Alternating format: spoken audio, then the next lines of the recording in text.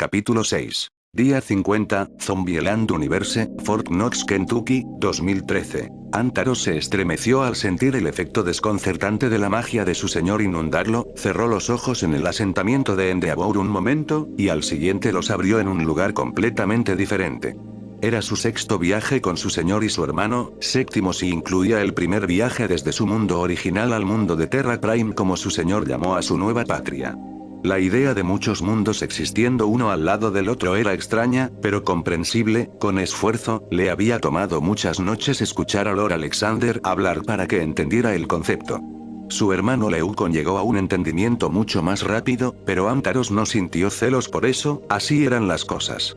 Leucon tenía la mente y la lengua más rápidas, pero Antaros era mejor leñador y mejor tirador con las extrañas armas nuevas. Antaros llevó su arma a la posición lista, escaneando el área en busca de amenazas. Podía sentir a Lord Alexander. Una cosa era referirse a él como jefe en su presencia, otra era romper el hábito de toda una vida en su propia mente, y su hermano haciendo lo mismo detrás de él. Alexander había hablado extensamente sobre el mundo en el que se encontraban ahora, un mundo donde la mayoría de las personas estaban muertas, sus cuerpos habitados por espíritus malignos que ansiaban la carne de los vivos.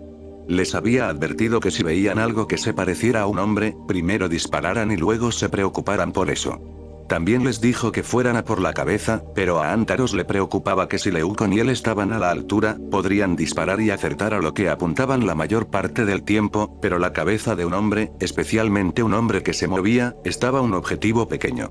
Antaros había hablado con su hermano al respecto en privado, y ambos habían decidido que intentarían deshabilitar a sus objetivos con golpes al cuerpo, antes de acabar con ellos más tarde, de cerca. Mientras escaneaba el área en busca de amenazas, Antaros notó que, aunque en algunos lugares estaba cubierto de maleza, el fuerte estaba en muy buenas condiciones, solo una pequeña cantidad de escombros cubría el lugar y no había señales obvias de peligro hostiles.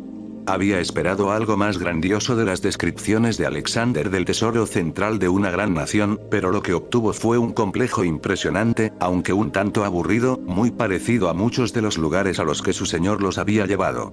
Casi esperaba resplandecientes torres de oro y gemas preciosas, pero lo que encontró en la mayoría de los lugares fueron enormes edificios de material extraño, impresionantes pero apenas impresionantes, llenos de herramientas y dispositivos incomprensibles, vacíos de toda habitación humana, excepto por el ocasional monstruo empeñado en matarlos.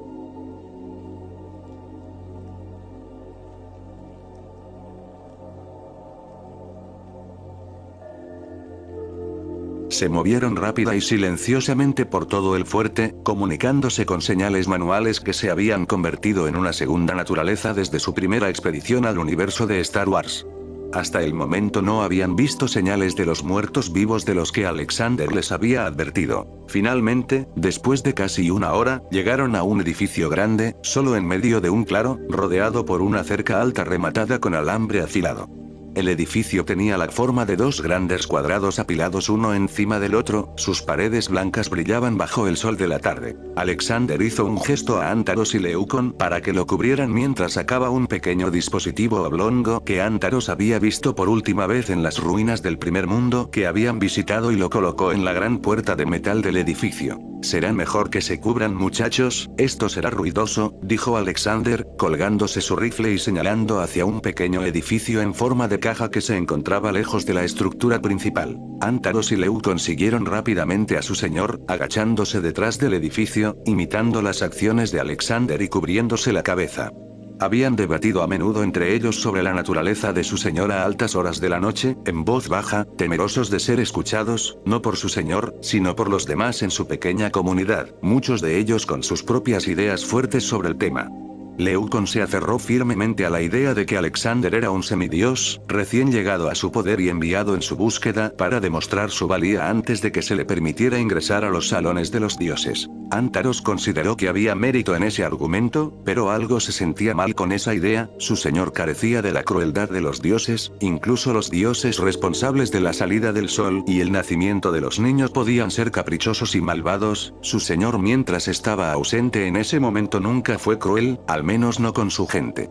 A menudo los sorprendía con obsequios de fruta fresca y dulces extraños cuando regresaba de sus carreras de suministros. La única vez que Antaros pudo recordar que se enfureció fue cuando descubrió que Cathil, una niña de 5 años, estaba mortalmente enferma con fiebre. Sin embargo, no era ira por la idea de que su gente estaba eludiendo sus deberes para cuidar al niño, sino más bien ira porque nadie se lo había dicho. Antaros recordó la furia de su señor mientras corría hacia su pequeña cabaña, otra cosa extraña de él, no deseaba palacios ni salones, solo otra cabaña como las de su gente. Antes de regresar a la carrera, una pequeña bolsa bajo el brazo. Exigió que Cathil se envolviera en ropa abrigada, antes de tomar a la niña en sus brazos y desaparecer de la vista, para consternación de su madre. Habían sido muchas horas de espera inquieta en el pequeño asentamiento ese día, pero justo antes de la puesta del sol, Lord Alexander regresó, llevando a un Cathil dormido en sus brazos, una gran bolsa sobre su hombro. Su señor explicó con suaves palabras que había llevado a la niña a un sanador en otro mundo y que estaría bien, pero que necesitaba beber una poción todas las mañanas y noches durante los próximos 7 días. Fue eso lo que convenció a Antaros de que Alejandro no era un dios, no hubo mendicidad, oraciones, sacrificios en su nombre y, sin embargo, había curado al niño y ordenó firmemente que si alguien más se enfermaba o enfermaba, estaba herido, que se le iba a decir de inmediato. Alexander sacó un pequeño dispositivo de su bolsillo, sacando a Antaros de sus pensamientos. «Fuego en el hoyo», gritó, para gran perplejidad de Antaros, antes de voltear algo en la parte superior del dispositivo. Se oyó un gran sonido, seguido de un intenso calor, y un sonido como el de una gran olla de metal siendo golpeada por un martillo. Trozos de metal caliente llovieron a su alrededor. Después de un momento, Alexander se levantó, Antaros y su hermano hicieron lo mismo. Antaros contuvo el aliento sobresaltado mientras observaba el daño causado al frente del edificio, la puerta había desaparecido, al igual que la mitad de la piedra que la rodeaba. Puede que no sea un dios, pero tiene poder, pensó Antaros mientras observaba la devastación, luego pensó en la niña pequeña con una fiebre mortal, tal vez sea mejor que no sea un dios, mejor un hombre de poder, un hombre al que pueda seguir.